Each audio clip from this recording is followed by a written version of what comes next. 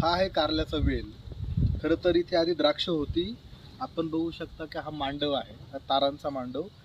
हा मांडव कुठल्याही वेलवर्गीय पिकाला चालू शकतो. इथे आता आपण कारली लावलेली आहेत. कारलं हे असं पीक आहे, त्याचे औषधी गुणधर्म, त्याचं आपलं डाएटमधलं महत्त्व हे सर्वांना माहीतच आहे.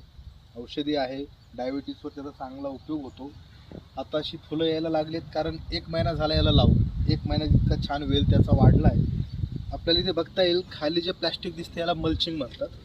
तर इथे मल्चिंगमध्ये फक्त इथे एक काळी ट्यूब दिसेल, हे त्याचं ड्रिप इरिगेशन, हे त्याचं खोड.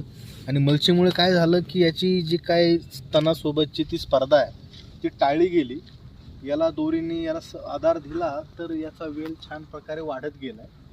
तर वेलाला सपोर्ट काय लागतो, ह्या त्याच्या अँटीना आपण म्हणू शकतो. हे अँटीना आधार शोधत असतात.